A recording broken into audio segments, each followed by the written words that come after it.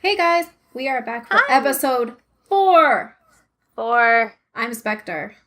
I'm Mira May. Welcome to the Pretty Spooky Podcast. Welcome. Hello. So this week we have some interesting topics for you, hopefully. Yeah. And I'm going to jump right into it by saying that my topic is about the worst pandemic in history. Tell me more. I actually did not realize this was the worst pandemic in history. So now, this article is older. It was from December 26th, 2012. Okay. It was written by Mark Joseph Stern. And I'm just going to read you the article because a lot has gone on this week and I'm not well researched. That's okay. It's been a long week for me too. So, after years of sometimes bizarre research, why are scientists still baffled by the 1918 Spanish flu?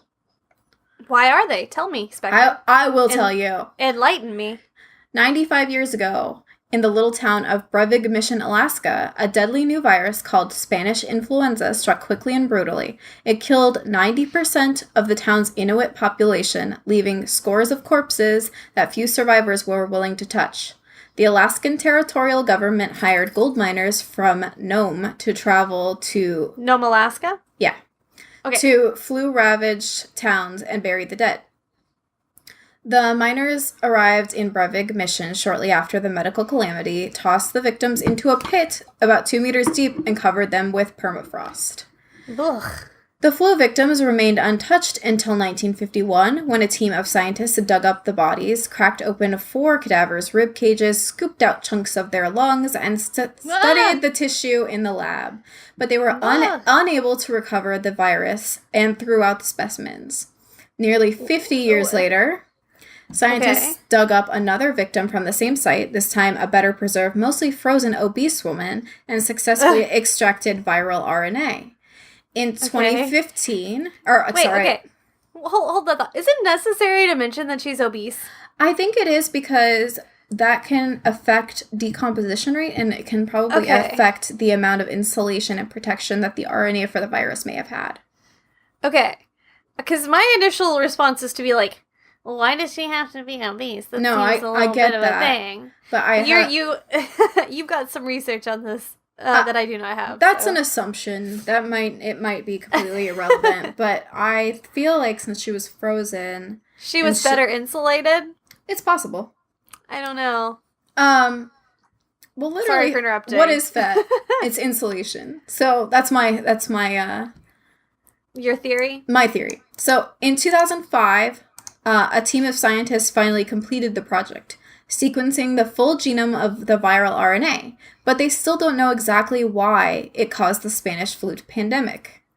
There is no single reason why the deadliest pandemic in modern history is still mysterious. Scientists have pinpointed the origins of the recent influenza outbreaks like swine flu and bird flu with relative ease, arming the international health community with an arsenal of tests and vaccines to fight back. And a flu virus isn't particularly complex, just a stretch of RNA transmitted between animals, human and non-human, that evolved to mutate quickly enough to outspace any long-term immunity. Okay. But one stretch of RNA can wreak a lot of havoc. Spanish influenza killed about 50 million people.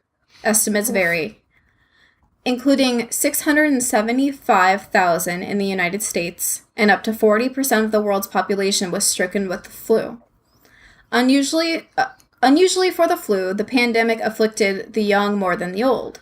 Scientists have established that the disease The disease triggered an overreaction by the immune system, thus turning a young woman's robust immune system against itself. Bird flu and swine flu were similarly more deadly in young people. Victims' lungs overflowed with fluid, while their skin, deprived of oxygen, became mottled and discolored. Many sufferers came down with severe nosebleeds. Some spewed out blood from their nostrils with such force that nurses had to duck to avoid the flow. Wow. Those unable to recover eventually drowned in their own bodily fluids. What now? Drowned in their own bodily fluids. That's funny, because literally the second you said whatever word, your audio cut out. Oh, really? So I was like half asking you because I was like, excuse me, but also half because I was like, excuse me? Yeah. Like, drowned in their own bodily fluids. Horrifying as the flu was, its reign of terror was mercifully brief. By late 1919, the flu had largely disappeared, although its survivors and their children faced lifelong health problems. Those dark years were largely struck from cultural memory. Downton Abbey did kill off a character with Spanish influenza, primarily as a means to wiggle out of a messy love triangle. I don't know. I never watched that show. I did not either. My mom's obsessed. That's all I know. It's over now. Shout out to Mom. Scientists, however, never forgot the mysterious pandemic, and research into the 1918 flu experienced something of a renaissance in recent years. In addition to the exhumed Inuit, scientists have studied the organs of flu-suffering soldiers, including a long-forgotten piece of lung tissue stored at a military pathology institute in Washington. Just 5 years ago, British scientists exhumed a body of Sir Mark Sykes, a British diplomat who was buried in a lead coffin after dying of Spanish influenza in 1919. The scientists had hoped that Sykes' special casket might have preserved his body, allowing his organs to be studied more and more potential flu RNA to be extracted and sequenced. But the coffin had caved in on the diplomat sometime between 1919 and 2008, and his body tissue was decomposed. Where does that leave scientists? Still largely uncertain about the details of the Spanish flu and fairly anxious about it. John Oxford, who led the team that exhumed Sykes, hoped to study the disease in order to prevent similar flu pandemics, which he thinks is around the corner. Oh no. Good to know. Don't tell me that. Yay, but this is 2012, so maybe we're fine by now. Ideally, the better we understand the previous pandemics, the better we'll be able to treat and prevent future ones. That's the goal of Jeffrey K. Taubenberger, Chief of Viral Pathogenesis and Evolution at the National Institutes of Health's Laboratory of Infectious Diseases. Taubenberger, who led the research team that recovered the Inuit victims' lung tissue, speculates that humans have been facing influenza pandemics for longer than most realize, potentially millennia. He's uncovered annals from monasteries in England and Italy in 1070 that describe maladies with identical respiratory symptoms, probably the flu by another name. And Taubenberger has traced about 14 discrete pandemics since the 1500s, the most recent being the swine flu outbreak of 2009. But Spanish flu was a pandemic of a different magnitude compared to swine flu, bird flu, or any other recent outbreaks. And perhaps because of its worldwide prevalence, it became the foundational flu of modern times.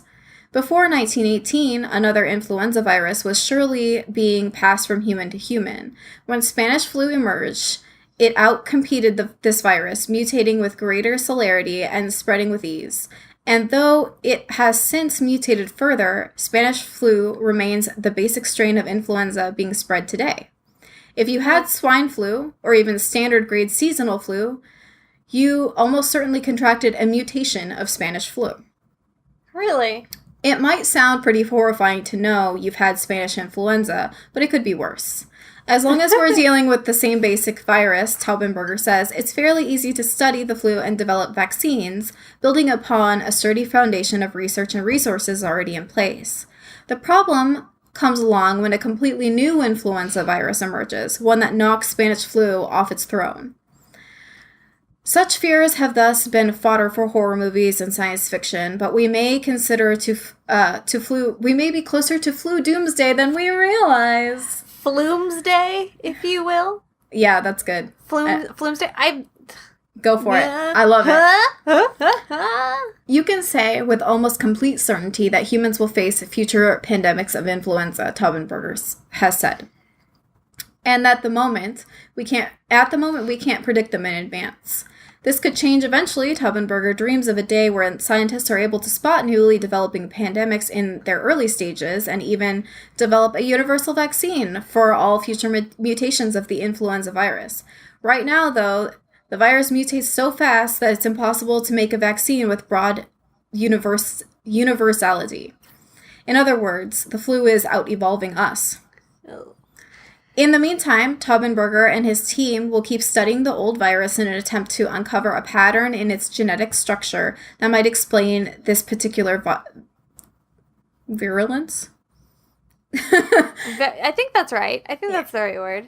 That might explain its particular virulence. As for its animal origin, it's possible we'll never actually know. Taubenberger conceded, "We don't have these missing links. There's no surveillance of flu-prone animals going on before 1918. We don't have any animal samples to trace the development of the virus." What they may have, however, are human samples. The Armed Forces Institute of Pathology, which served as the largest pathology institute in the world before it was disbanded in 2011, has preserved tissue samples going back to the Civil War. If Taubenberger can get his hands on a few flu-infected pieces of a lung from before 1918, he might be able to sequence a pre-1918 influenza virus. So everybody go down into your basement. See if you got any. Check in the corners. See if you have a piece of lung infected with Spanish influenza. But not just like any attic. Not just any one. We need them well preserved, okay? Yeah, I don't bring me this degraded shit, okay? That's not going to work for me, and I'm frankly not going to have it. It's not going to help. It's not going to help at all. Just throw it away. A comparison of the two viruses could reveal how Spanish flu mutated its way to the top. I want to be on top. Giving us... I want to be the very... I'm sorry. Giving us a greater understanding of influenza in general, and possibly even paving the way for the development of the mythical universal vaccine. For now, the flu will keep adapting year after year, usually as a seasonal annoyance, occasionally as a 2009 level menace. Scientists like Taubenberger will continue to sequence both fresh and old influenza viruses, while the international community remains vigilant against the next pandemic. Perhaps when it comes, we'll have gleaned the secrets of the Spanish flu and be prepared to fight against influenza's endless mutations. If we aren't, well, we'll have a whole new set of human samples to study before the next flu comes around. Oh. Yep, that's it. There you go. That is very interesting. I feel like I did not know anything about the Spanish flu. Honestly, like, it's one of those things you hear in history books a lot, or gets, like, referenced a lot if you read a lot of historical fiction, like I do. But, like, the nitty-gritty of the Spanish flu is not something I knew much about. Nope. And to hear you, like, say the numbers out loud about how many people it killed, like, really reframes it in a totally different perspective. So I found this topic because I was looking through, I think Twitter, may have been Reddit, and there was this really rad piece of artwork that was apparently created around the time of the Spanish flu, and it's like very gothic, it's very cool. I will post it on Twitter and Instagram and on ominousglitch.com, and I was like, holy crap, the Spanish flu. And then I Googled it, and I was like, wow, I'm a fucking idiot, and I never knew anything about the Spanish flu. Yeah, I feel like I didn't either. It's selective education and history, I guess. Like, when I was in high school and middle school, like, the flu was not something people, like, it was there, but it was not, like, also, it was there for frame of reference for history. The idea that the modern flu is some kind of mutation from the Spanish flu, that is fucking mind-blowing to me. Well, and that's like the scariest thing ever, right? If you put that back in like a grander perspective, like does that mean that the virus we're contracting, the flu that we get, like, can it be traced back to like the mother of all viruses? It's possible. And will the Spanish flu be around through this, like, this one, whatever, like, teeny piece of DNA or RNA or, like, virus, like, blueprint, like, is there that, like, one line, that one thread, that one string that's going to carry on forever? Is the Spanish influenza truly going to be immortal? The thing that outlasts the nuclear holocaust up there with Twinkies and cockroaches? Like, over the course of history, it's killed 50 million people, or like 50 million people. No, I think at its height. At its height. And then, 40% of the world's population was stricken with this flu. Wow. That's so crazy. Well, and like horrifying. Well, I sound like I have a lot of reverence for the flu. Like, I'm very like, wow, I hope the flu notices me. But like, it's horrifying. That's insane. Senpai. No, it's fucking terrifying. And I think the thing that really freaks me out is that, like, this dude that is, like, just the head researcher and scientist on all of this is like, you know what? Taubenberger is just like, I think it might be just around the corner sometime. So I'm working hard, but I don't really have a lot of info. I'm trying, but, maybe we'll figure it out next time. Right. I mean, so I'm sure you do, but maybe you don't. But, like, I'm sure you remember when, like, bird flu and swine flu, people were so fucking terrified of that. Yeah. Like, man, I remember, I think I was in, like, high school or maybe my freshman year of college. If it was my freshman year of college, then this means I was, like, home on break. But I remember, like, being at home in my bedroom, like, up late at night, like, kind of horrified by the news coverage about, like, how dangerous and highly contagious, like, how many people had been detained, like, coming into the country that they thought might have XYZ flu, and, like, well, I don't know, and, like, I forgot what year I went, I went to KatsuCon in, like, that's a big it's a big anime convention that takes place in the DC area, and I want to say it was 2013, and one of the attendants, or I think they were an organizer of the event, fucking died of swine flu. What? Yeah, I swear to God.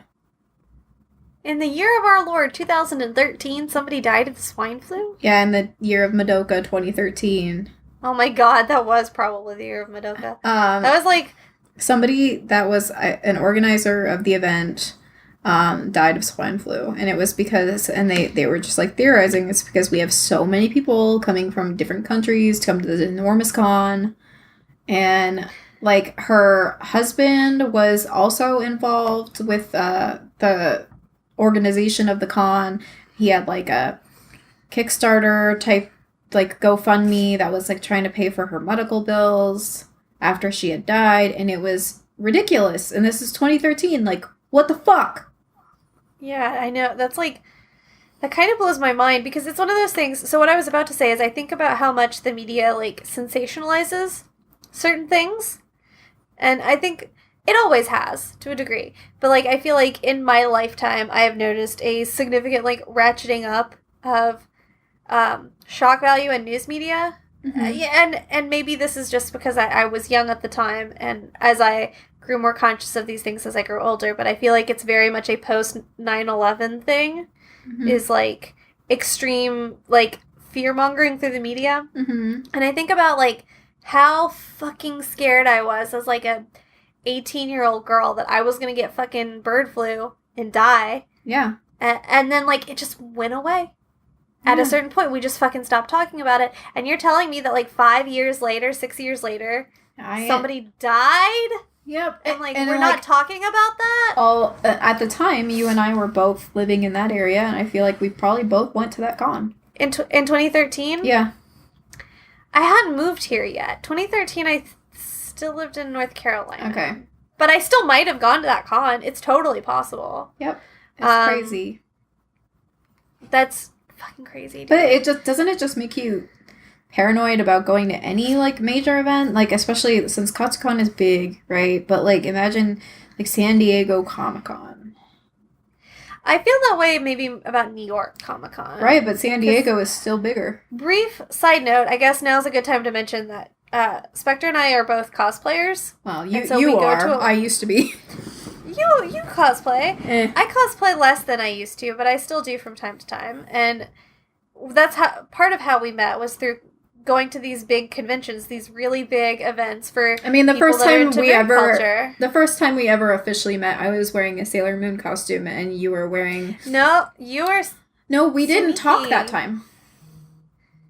We Huh? talked on Tumblr later about Yeah. the Smookie, but we didn't actually meet face to face.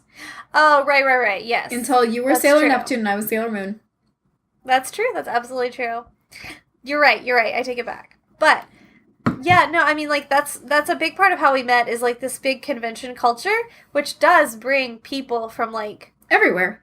everywhere, particularly Katsucon, which is the one that we're currently discussing. It's, like, probably one of the biggest anime conventions on the East Coast, definitely in the Northeast. Right.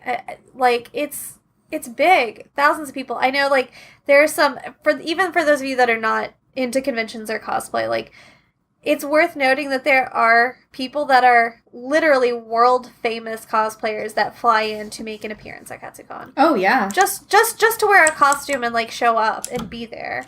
Like, it's, even if that's not your scene, it's worth knowing that these events exist that bring in massive crowds from the world over.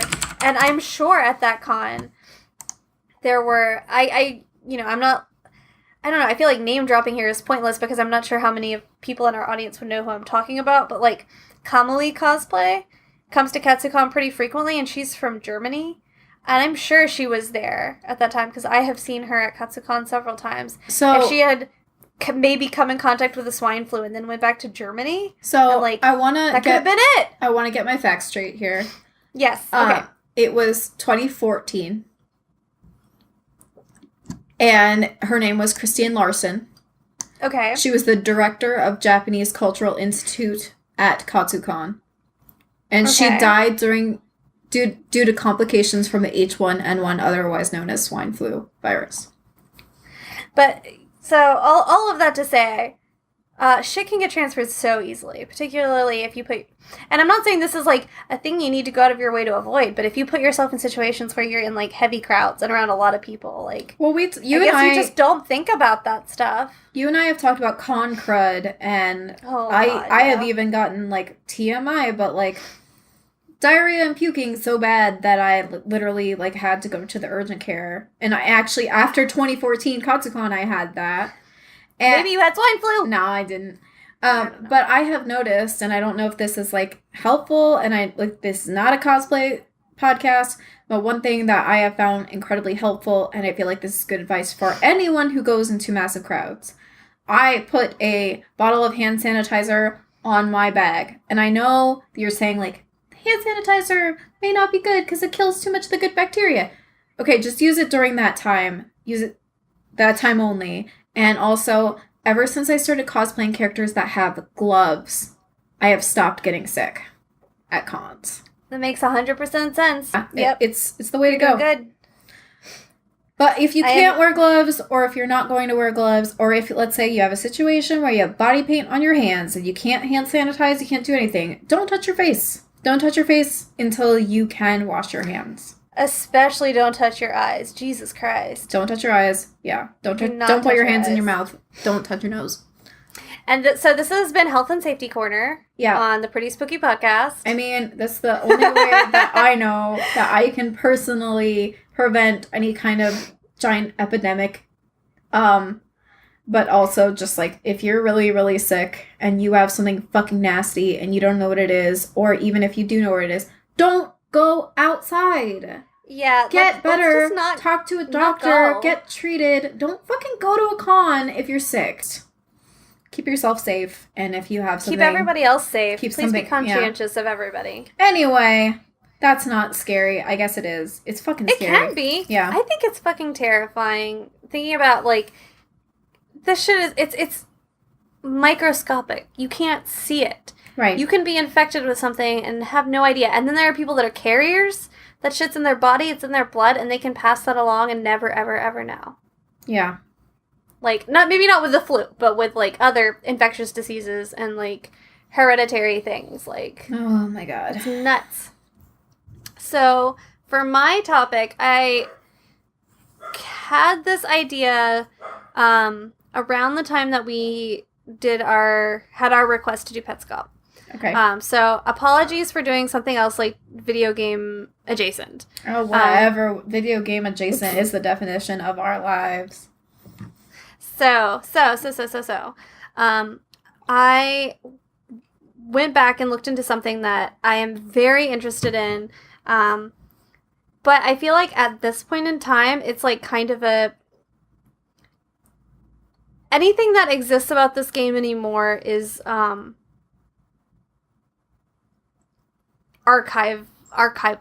Okay, I'm very curious. So, because of the format of it, I think it's not really possible for it to ever function the way it was meant to function again. So I will begin this by asking, have you ever heard of the games? It's 2 games, a game and then its sequel. Have you ever heard of Missing Since January and its sequel, Evidence: The Last Ritual? You know what? I sure fucking haven't, so tell me about it. You haven't, really? I have not. You know, I think it's so funny. Like, we always assume that we just, like, we're so similar and, like, we're so close. We really are. We're so close that we're just like, I know you already know this because I know it. But then and if I know it, I'm sure you know it. We're shocked when that's not the case. I guess I just think of, as much as I love video games, I really do. But I had very little exposure to them growing up because my mom had this whole thing about, like, video games are going to rot your brain.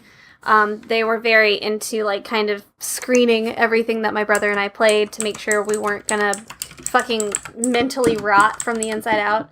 So I played some video games growing up, but not many. And my college boyfriend introduced me to a huge amount of video game stuff. Yo, I'm looking at the pictures of this, and it looks like kind of familiar. Maybe something will jog your memory as I'm talking about it. But so my college boyfriend, the one who kind of reintroduced me to video games and got me more into them, he actually gave me a copy of Evidence: The Last Ritual. I wonder if I still have this game. I feel like when my car got stolen a little over a year ago. And it had a bunch of my video game collection in it, as well as my DVDs and stuff. And I have a really, like, sinking feeling my copy of Evidence was in there, which is a big bummer, because I have another sneaking suspicion that these games are either, like, everywhere, and they're just going for, like, $1 on eBay, or they are, like, nowhere, and they're worth something. I'm gonna look on eBay right now. Yeah, just check.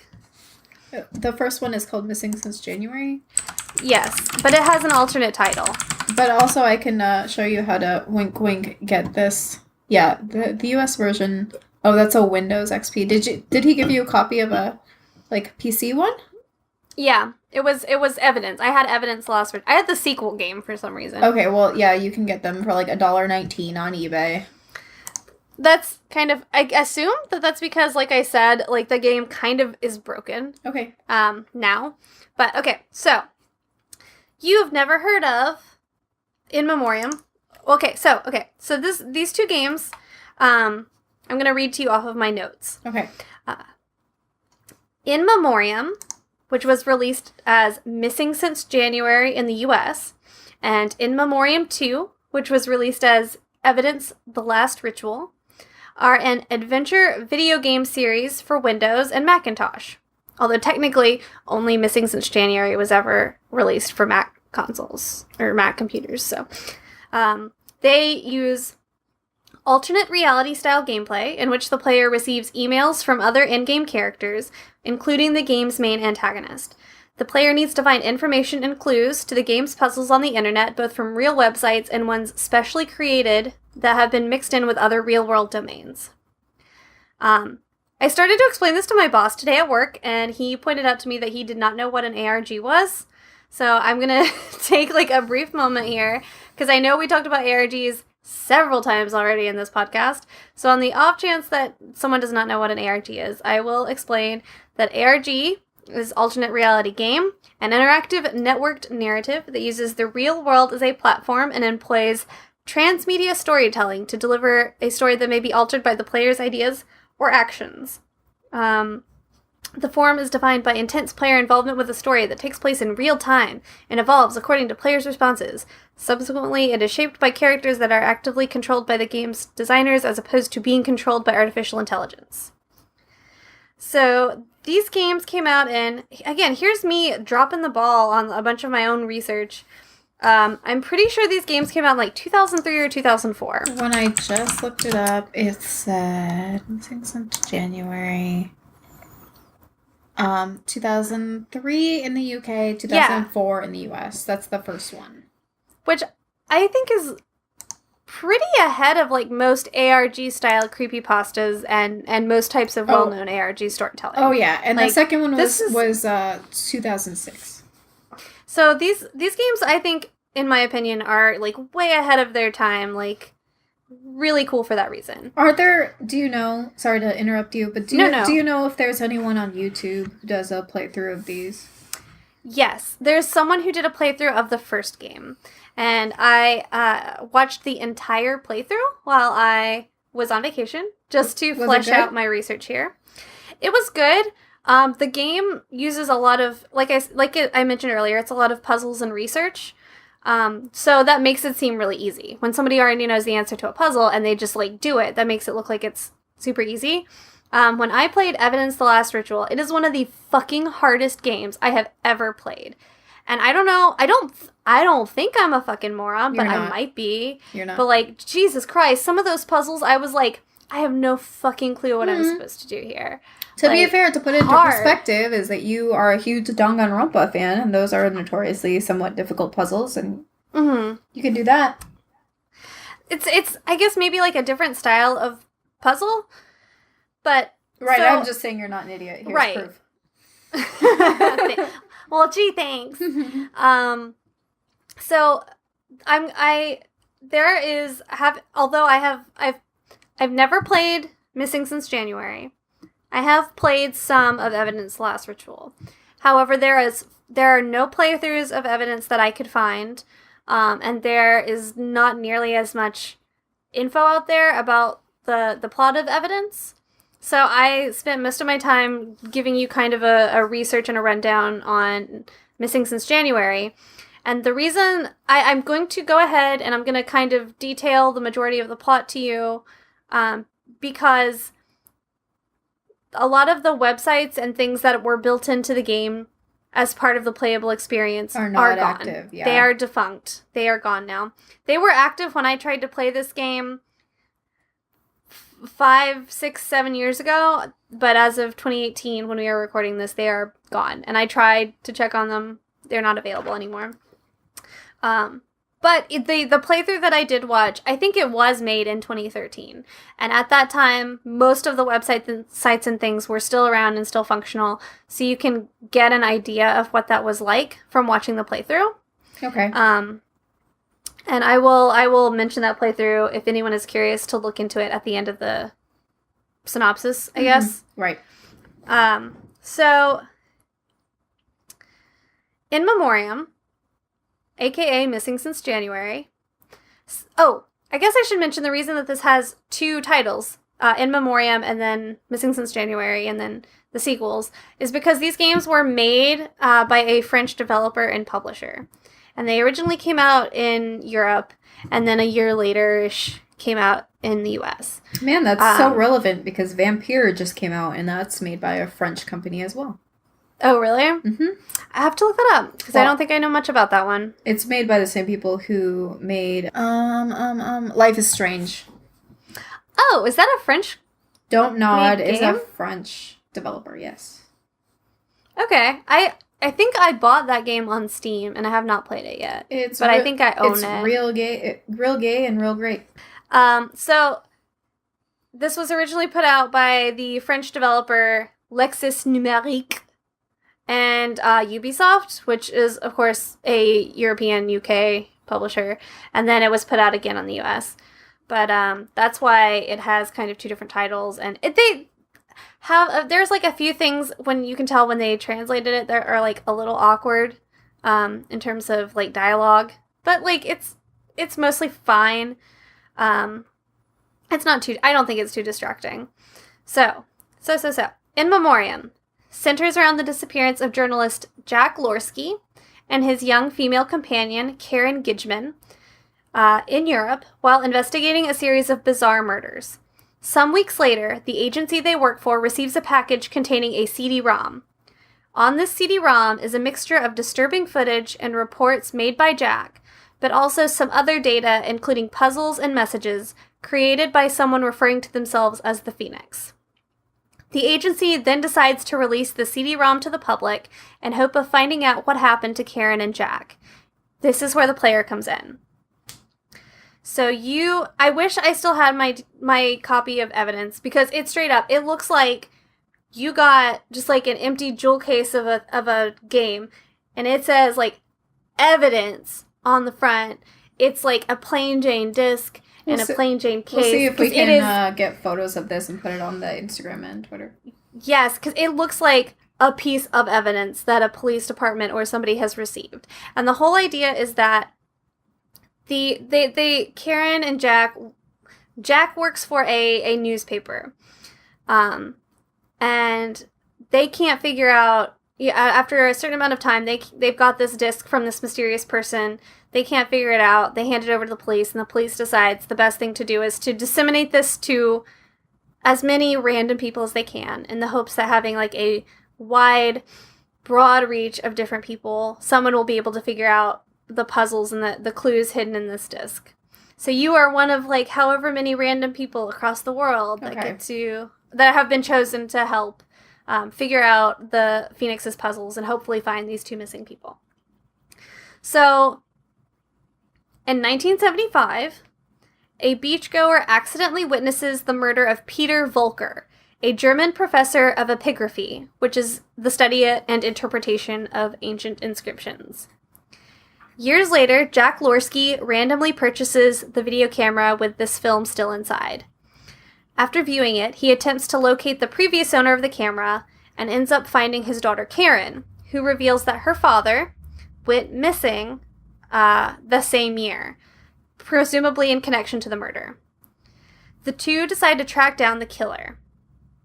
So, as you're playing the game and you are unlocking the Phoenix's puzzles, he is giving you video clips, like video diary clips of Jack and Karen's, like detailing their investigation into what happened to Karen's father, and further from that, who the man was that was murdered in the original footage, and why and how.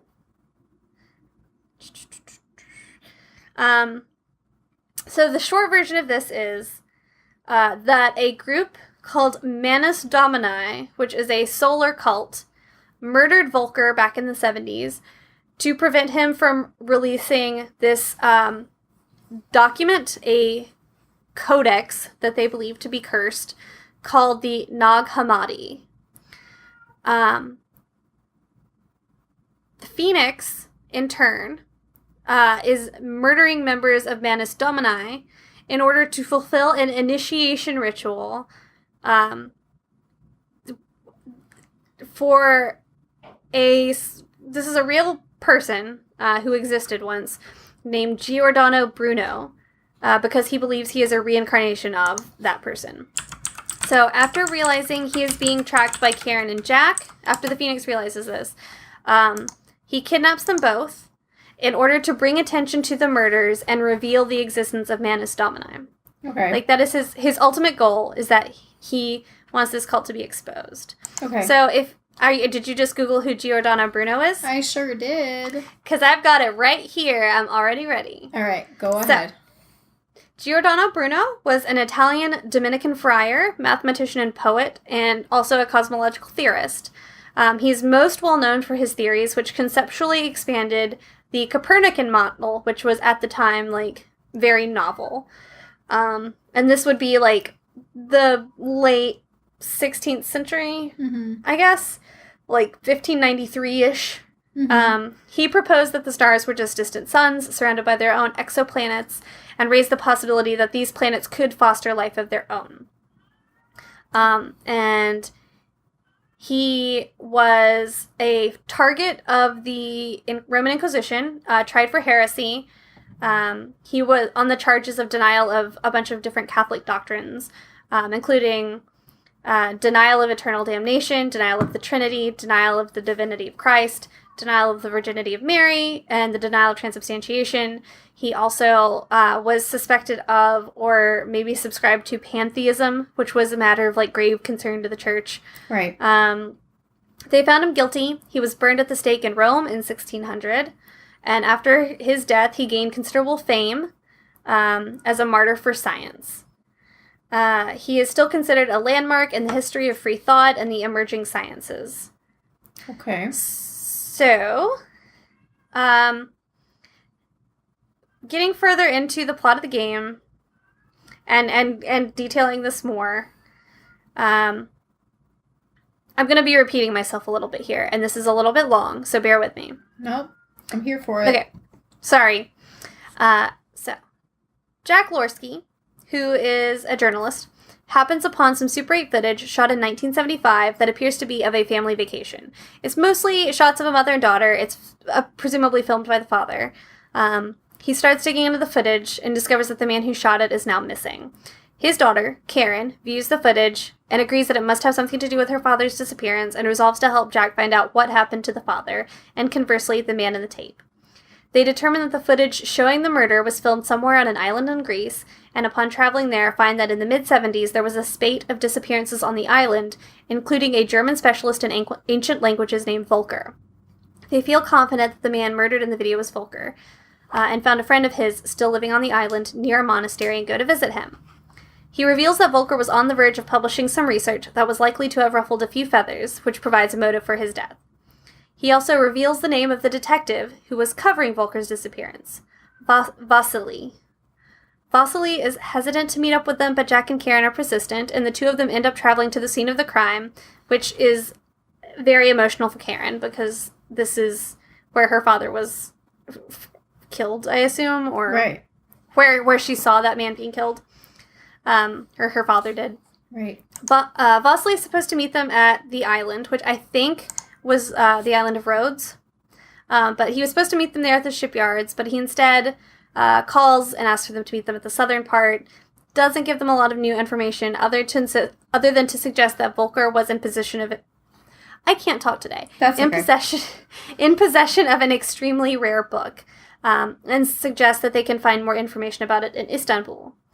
But he's, like, really dodgy, he doesn't want to be on camera, and they kind of get this idea that he's not telling them everything. Jack and Karen go to Istanbul. They search for the bookstore where they believe Volker bought the book, but it's gone. However, they receive info that the man who used to own it has set up shop selling secondhand books in a local bazaar. So the next day they visit the bazaar, get contact info for the bookseller, who agrees to meet them the same day. He specifically remembered Volker and the book he was in possession of, which was a very old and rare book about a sun cult, which was rumored to have been written by the founding father of alchemy himself. He says it's believed that the book is cursed, and therefore he seems unsurprised that Volker ended up murdered. While Lorski documents all this and makes plans to publish a future article, Karen is still very, upset because they're finding out all this information about Volker, but nothing really about the person who murdered her father. And after a few months, they separate. Karen returns to Amsterdam, which is where she lives, and Lorski just moves on to other things. I believe he's British. He has a British accent in all of the video clips you see of him doing his video diaries. So are these actual people actors, or are they Yes, these are live action people. That's actors. what I was thinking from the screenshots that I kind of saw in the Google image search. Mm-hmm. Yeah, they have real live actors. I've seen some people say oh, the acting in this is terrible, but I don't think that at all. I think they all seem perfectly natural and fine. Let's see. So they kind of split up. She's not really getting the closure she wants. Right. And he's got enough stuff to write a story on, so they move on. So after a few months of him having been separated, Jack Lorski hears of this murdered student and that there are rumors of ties to a solar cult. So knowing what he knows, he kind of goes to check it out. So, in-game, in the puzzles that we have been solving, the Phoenix character has started sort of teasing us with information about a young woman named Helena Whitford, who attended Oxford University and studying theology. And he kind of lets us know that he targeted her via, like, her online diary, like a blog that she ran, where he communicated with her before deciding on making her a victim. Huh. And it is extremely creepy. It's not... like I said, I think this is one of the sites that is no longer there. And I had to, like, I was watching the playthrough and I was, like, pausing the person's video trying to, like, read through it. I think it might still be up, or parts of it, but it's, like, super non-functional because this is a super old website. But you could, like, read parts of her old blog posts, and she, like, had a level of, like, piousness that was, like, extremely creepy and unsettling. And you can see where people who have maybe played the game in the past or at the same time were, like, going in and leaving comments on her blog posts of this non-existent but, like, dead girl. It's super creepy. There's a very voyeuristic feel to it, and this game has a lot of, like, very creepy voyeurism feel. Okay. In general, which I'm all about. But yeah. It's really crazy how unsettling they can make it for a girl that does not exist. Right. It's very effective. That's cool. So, like, there are, like, things in the puzzles where you see, like, photos of her body, like, some flower petals, like, bits of twine in a box. In his video diaries in Oxford, Lorsky learns that the killer had accessed a secret entrance and strangled her. And he... is given permission to view the crime scene photos from a Scotland Yard inspector that had covered the case. In the photos, along with Helena, like a picture of her alive, there's a photo of her body in a white garment that says Sol Invictus, with a sign resembling the, like, Venus symbol, like, on her forehead, and rope around her neck. And we start getting... information and clues and puzzles about more and more victims of the Phoenix. The next one is a man named Gianni Maggioli. Lorsky interviews Helena Whitford's family. There's no new leads. They think Helena was just this, like, perfect, pious, religious girl. But in his, like, as he's looking into her, he finds news articles about a Dominican priest that was killed in Italy, and found it so similar to that of Helena, he headed down there to investigate and convinces Karen to meet him there. Okay. So, this second sacrificial victim appears to be a priest named Brother Francisco, the church's librarian, and he's the third victim, and he has a stick in one hand and the other hand an olive branch. The pattern with each sacrificial victim is that each one corresponds with a celestial body as presented by a wood carving in this game. I don't know if you ever watched the show Hannibal. Yes. But some of this is kind of reminding me of Hannibal. I can totally see that. Okay. I can totally see that. And I mean, well, that kind of makes sense because I did not get an opportunity to watch the later seasons of that show, but I've read most of the Hannibal books, and I know they get very into the, like, Monster of Venice, and, like, or is it Monster of Florence? Is it Venice or Florence? I want to say it's Florence, but it might be the Monster of Florence. I don't remember. You're probably right. The Monster of Florence, like the serial killer, it gets, like, very into that, and this feels like very much like that, so that totally makes sense. It's just that, like, I never finished the third season of Hannibal, but a lot of the, kind of reminds me of that and also the movie Seven. Yes, totally. Yeah, which is also a fucking great film, even though Kevin Spacey can just burn in hell. Anyway, continue. Well, you know, I mean, it's not as if he plays a good guy in that movie. Yeah, but, that's true. Sorry, I apologize that this is so long, but I like legitimately find the plot of this game and the way that it is revealed to you, very interesting. Like, is very fascinating, especially and so ahead of its so time. Well done. Yeah. Yeah. It blows my mind. Kind of makes you wish that somebody would do a remake. I know. I do, but I'm almost, like, afraid that someone would like, fuck it up. Yeah, I don't well, know. that's always But I the feel that fear. way about everything. Right. I'll try to get through this as quickly as I can-ish. You're fine. That's what the podcast is for. I don't know if you know that. Well, it's for me to talk and talk and talk and talk and talk. Yep. I mean, I just did. So, of the victims we've, up to this point in the game, encountered so far, Maggioli is the sun. Francesco is Mars. The third victim, which is the brother of Francesco, the priest, is meant to correspond with Saturn. And Helen is Venus. Lorsky and Karen get a journalist to show them the church where the priest was killed. And Karen gets in touch with a colleague that was more involved with the case. And the journalist says it was suspected that the murdered priest was involved with some sort of, quote, fundamentalist cult. The journalist agrees to meet them in Rome, and they get information on a fourth sacrificial victim in-game. We get information in-game of a fourth sacrificial victim, quote, drained of blood. You find out that this one corresponds with Apollo, which is interesting because that also is a god that is well known to be associated with the sun. The fourth victim is Jose Cortado. We get a lot of information we start getting information about holy cities. And you start to be able to, and as the puzzles kind of unwind, you can kind of plot the killer's path through these holy cities. And you can they begin to sort of start noticing that pattern.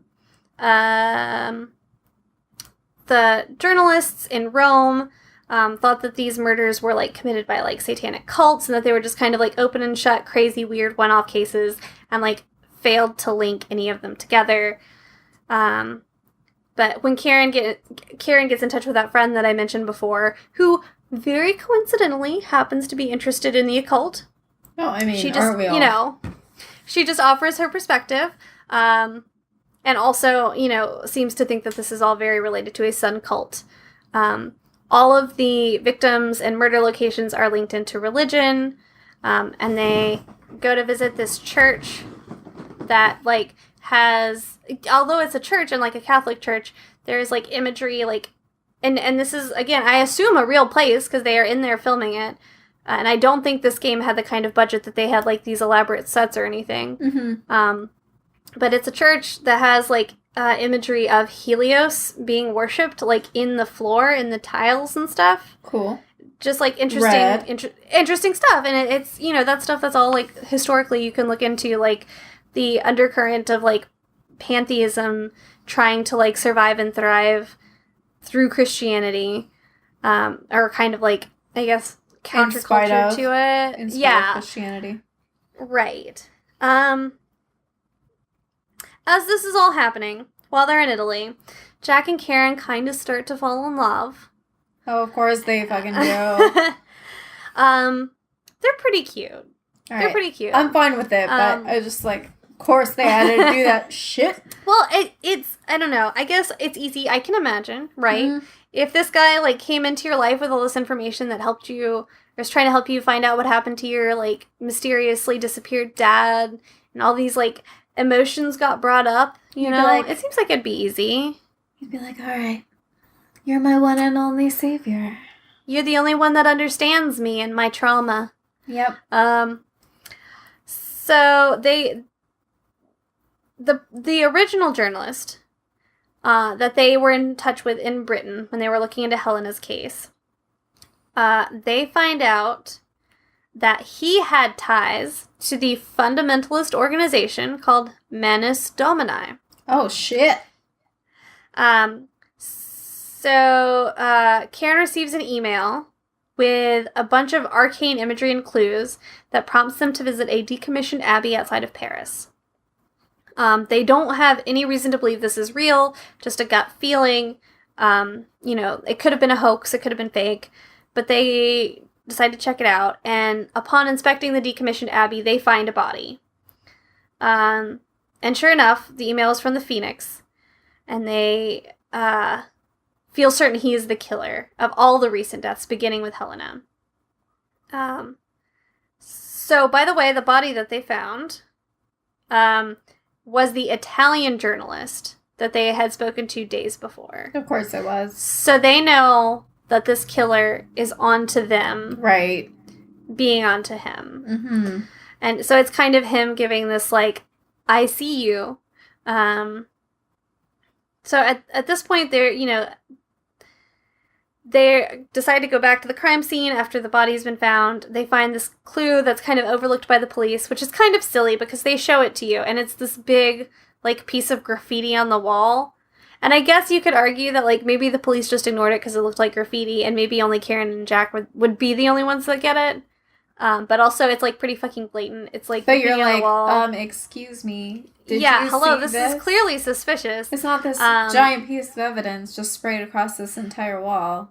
Don't worry about it, though. It's fine. So it's the words in memoriam and 2 symbols. I don't know if they're, like, glyphs. I don't know if they're words or characters in a language that I don't know. I couldn't really find any information that specifically explained it.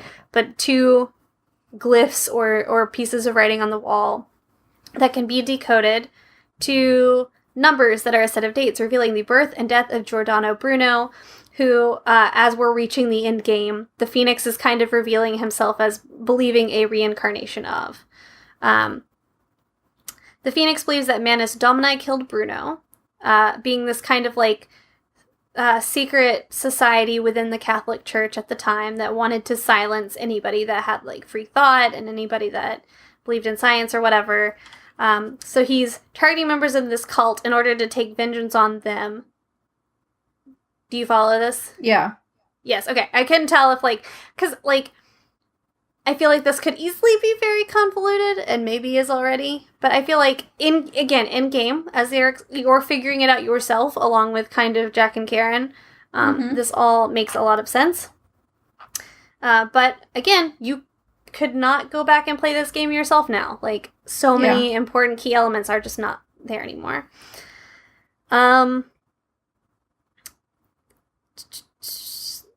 There are 2 murders that happen in Germany that fit the Phoenix's MO.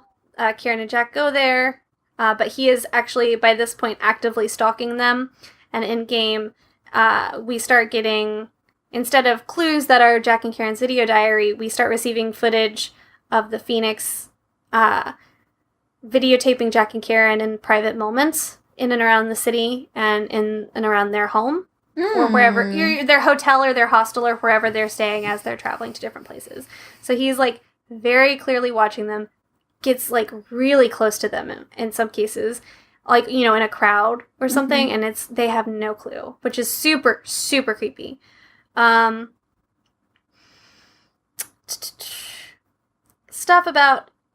some stuff that's, like, important but not really about, like, the scientist Tycho Brahe being considered a opponent of Giordano Bruno, kind of like a rival who didn't agree with his theories.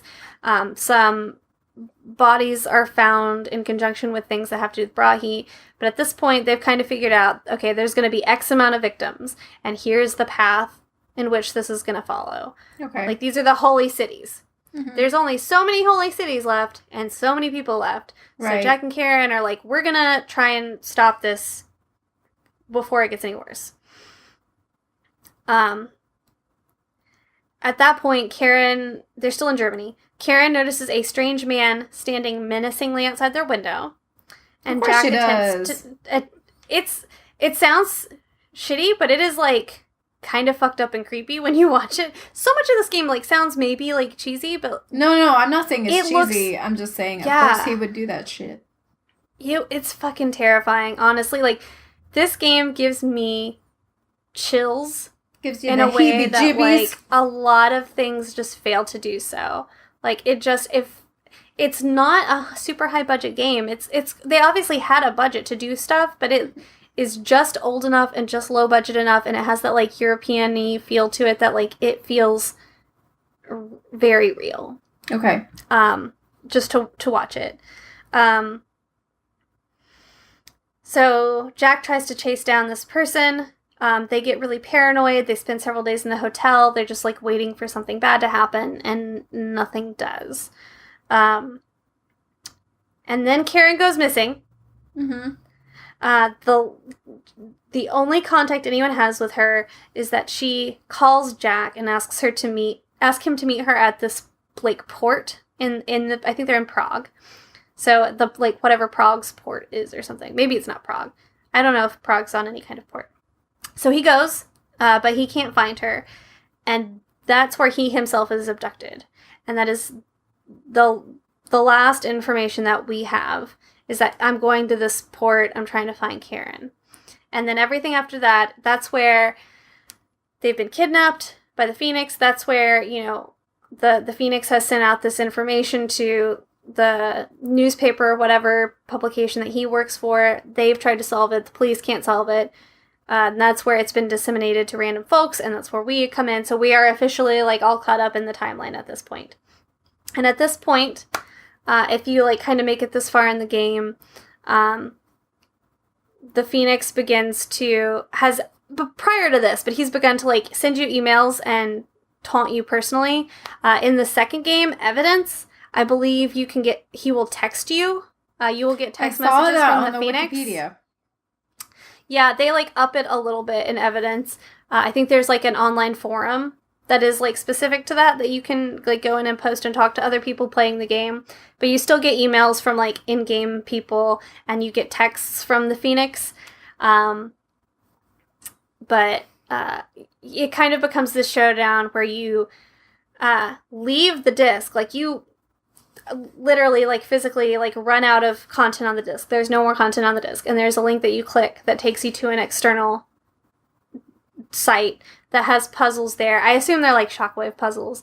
But there are puzzles there where you are, like, playing against the Phoenix for Jack and Karen's life. And if you fuck up, like, the Phoenix is somewhere else, but they are in this location that has been, like, rigged with bombs. And if you fuck up and you lose, like, they're gonna detonate it, and Jack and Karen will die.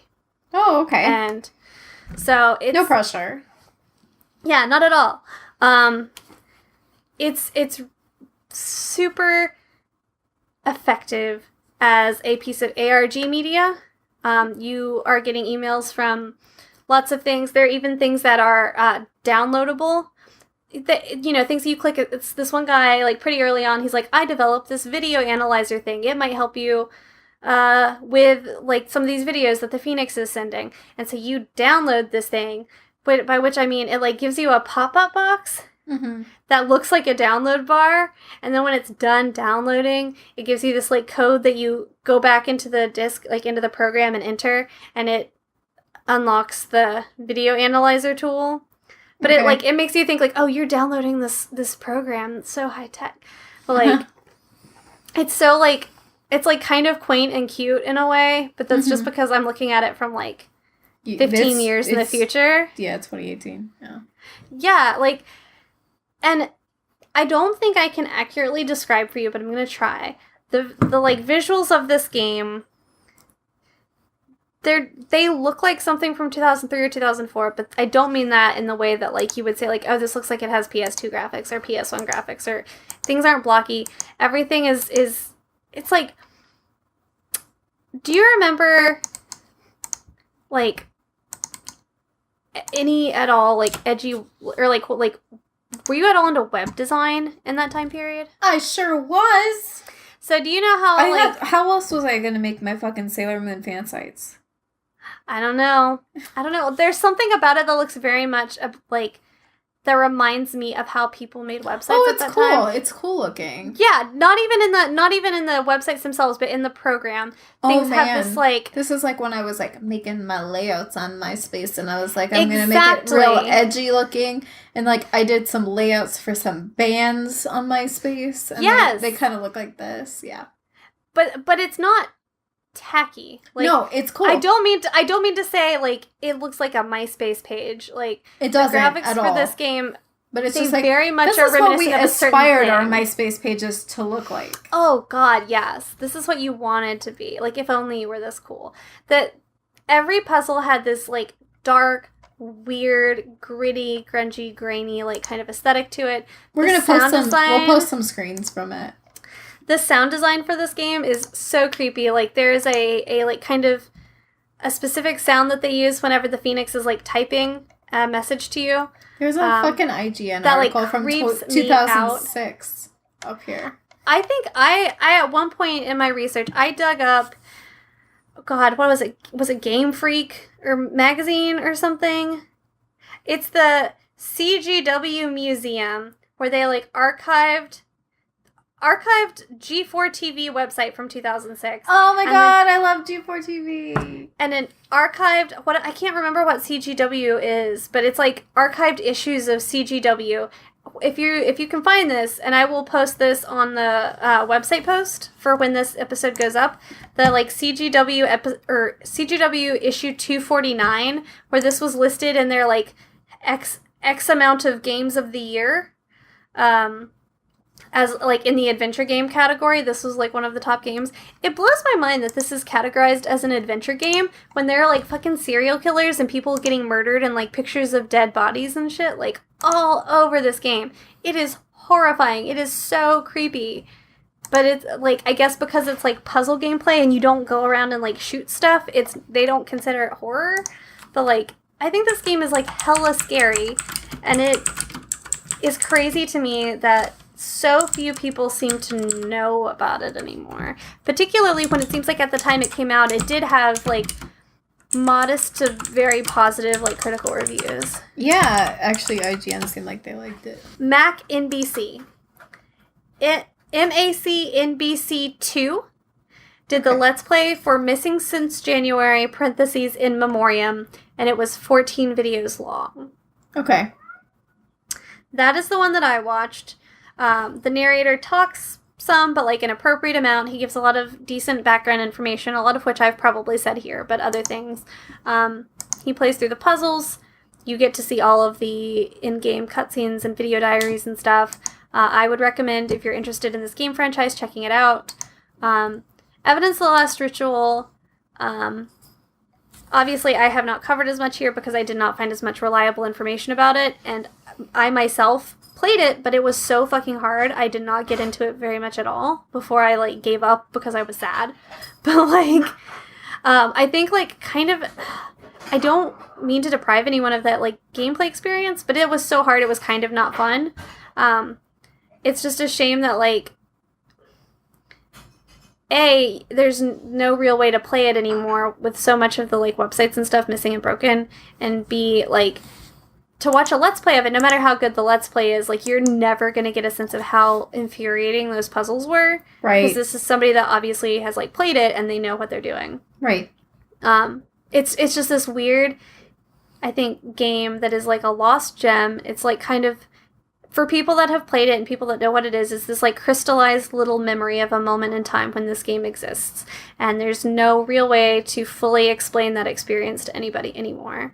And you know, the best you can do is look it up and try to experience it through Let's Plays and other people's articles and stuff, but it's just not possible anymore. And I think that makes it like a ghost game kind of. For some reason, like, just saying that reminds me of like Fatal Frame #1. I know that's like maybe not. I don't know, when did Fatal Frame 1 come out? I don't know. I don't remember anymore. Or even like Silent Hill 1, Silent Hill 2, Silent Hill 3. It's like nobody's ever really going to have the magic of what it felt to play that at that time. Mm-hmm. Yes. And I was talking with, shout out to Hacksaw Jenny, that maybe we should make an episode just covering the Silent Hill series. Or maybe just survival horror games in general. Sure, yeah. I mean, I think there's enough out there to do just a Silent Hill episode in and of itself. There's certainly enough stuff out there to discuss, but yeah, we totally could. Yeah. But I think this, like, I just really wanted to talk about this game. I never finished it.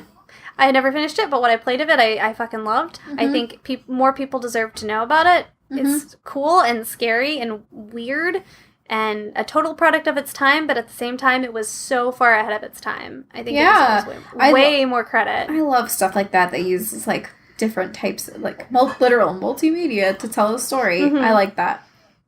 Yeah, if you watch the Let's Play, and, you know, I'm not saying you specifically get involved in every single episode unless you want to, but even if you just watch the first few episodes, he shows you, like, I got an email from this person who's, you know, it's kind of, a lot of those, not all, but a lot of the emails you get are from people that I guess it's like positing, like, oh, the game approximates you're at around this stage of the game. This person is gonna talk to you, say like, I think I've decoded this part, and I think it decodes to this. Like, what do you think? Why don't you try it and see if it works for you too? So like, some of them are like kind of giving you hints, but others are someone being like, one of them is someone who's like, I'm a student of this in like Illinois, and that they're like your buddy kind of, and they email you a lot. There's the guy who's like developed all this software that you quote download to help you like quote analyze audio and sound and like video. And then there's like another person that is involved that has like been given, another person that's been given the disc. All these people have been given the disc, but like he's like a criminal profiler, and he like sends you updates like as the game progresses, and you get to know more about how he kills and like what he's done and what his motives are. Like this criminal profiler is like, I think he's got like this personality disorder, and I think he's likely to do this kind of thing, and he likely has these behaviors, and you can't really like respond to any of these people, but it feels really good getting those emails and those text messages. It feels so good. Yeah, that's cool. So sorry that was so long. Also, it reminds me of like if we're talking about games that nobody fucking played, but that were really cool back then. It reminds me of, I don't know if you've ever played Indigo Prophecy. I've heard of it, but I've never played it. I played the fuck out of that. It was awesome. I would love to hear you talk about it some more sometime. I don't know if it's horror. Very little about that game. I don't know if it's like a podcast related, but we could talk about it another time. I feel like every time I've heard it, it's been in reference to horror, but like maybe it's not. I don't know, like true crime, sort of, but like fictional crime, I guess. I think that fits. Okay. Anything else you want to cover about that game? I think that's it. I just apologize that this was so long-winded. I just have a lot of strong feelings about this game. I think that's awesome, and I think that's literally why we made this podcast. So that's true. I think that's fine. That said, I know you just asked me. That said, if there's anyone else out here that's listened to this, that has played this game or knows of this game, please, dear God, let us know. Please, yeah, I'm just like I said, it seems like this game seems to be lost to time, and I would be interested to hear if anybody else has ever played this game or ever heard of this game besides me. And even if you haven't, if you think this sounds cool, let me know. That sounds. Or if you watch the playthroughs or anything like that, let us know. Hit us up. So we'll go right into the Reddit story. Yes, I got a good one this week. I'm ready. So this is posted by gentleman_bastard, but it's bastard spelled like Inglourious Bastard, so it's Basterd. It was posted 3 years ago. It says, I work security at a double lockdown inpatient psychiatric hospital. We have several units that specialize in both chemical dependence and mental health disorders. My unit is the stabilization unit, parentheses SU. So if you're really off your rocker or you feel like getting violent, you come visit me. We get a call for a possibly violent patient that I go check out. It's a very tall, very slender young girl wearing what can only be charitably described as rags. Her hair is unkempt and clearly has become estranged from shampoo. She is covered from head to toe with filth that I'm praying is not her own. She's in rough shape, clearly sick, and needs some help. She doesn't respond to any verbal questions or commands, but we lead her around pretty easily. I am starting to wonder why they called me up. They told me to put her on the SU. A couple of nurses are going to clean her up a little bit, put her in scrubs, and get her sorted out. They lead her into the shower, and then the patient starts screaming. Then the nurses start screaming, and everyone starts screaming.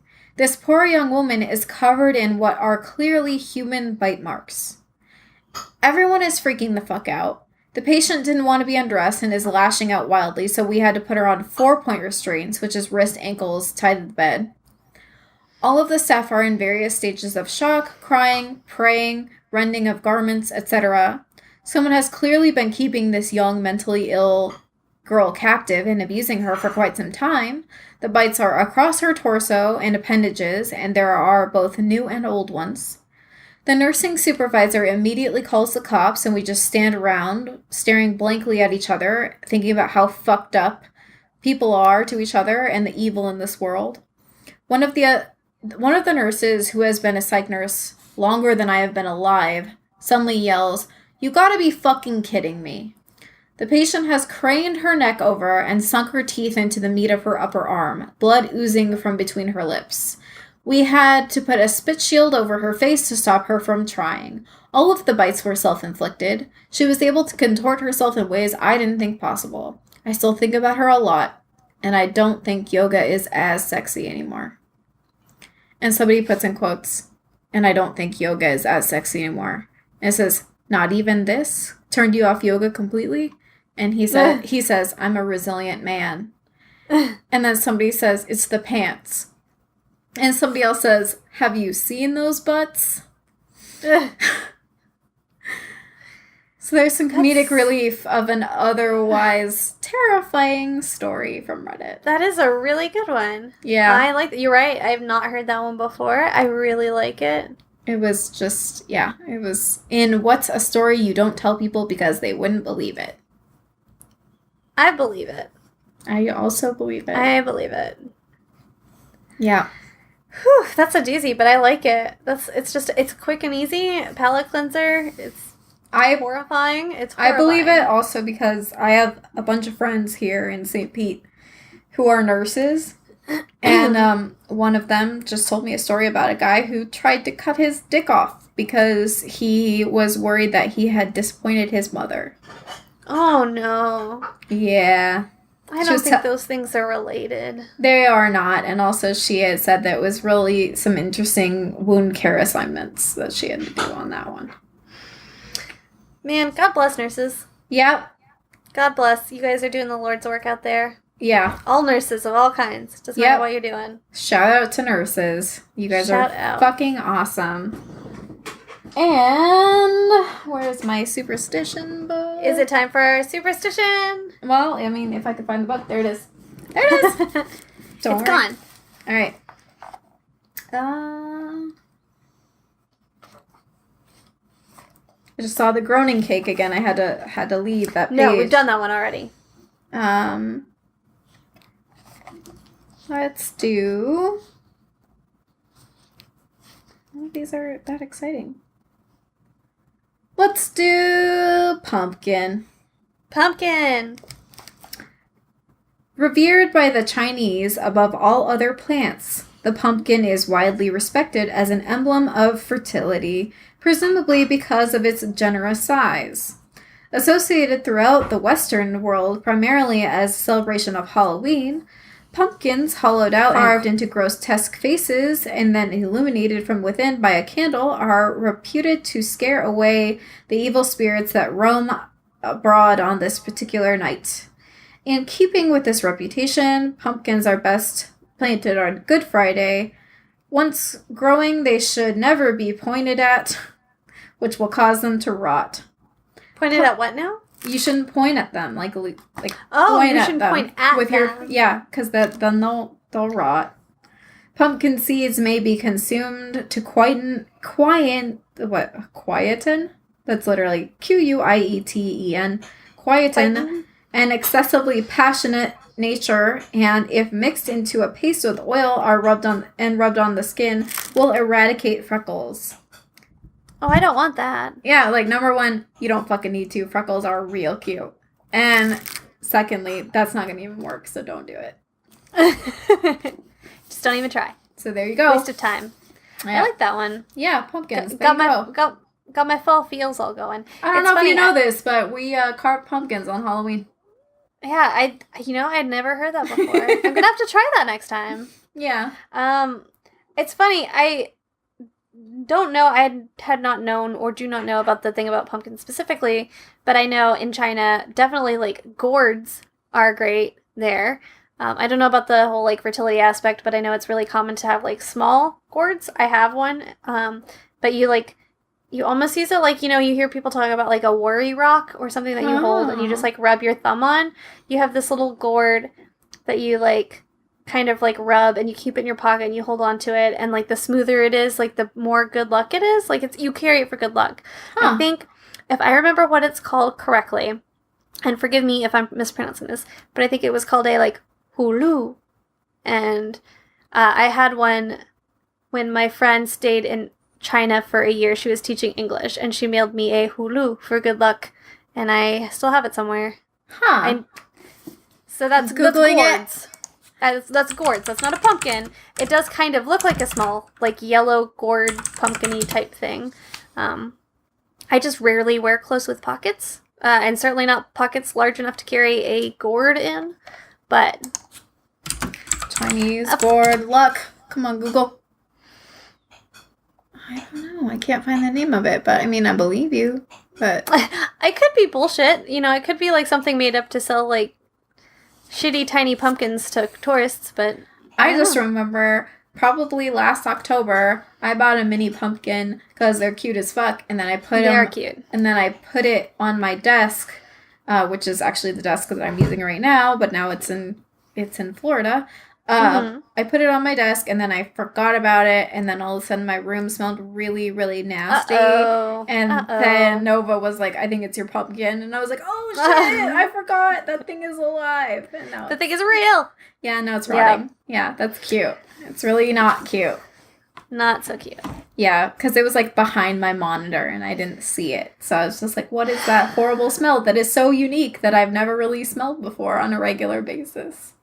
Dead pumpkin. Yeah. Pumpkin corpse. That's what it is. Yeah. Hashtag pumpkin corpse.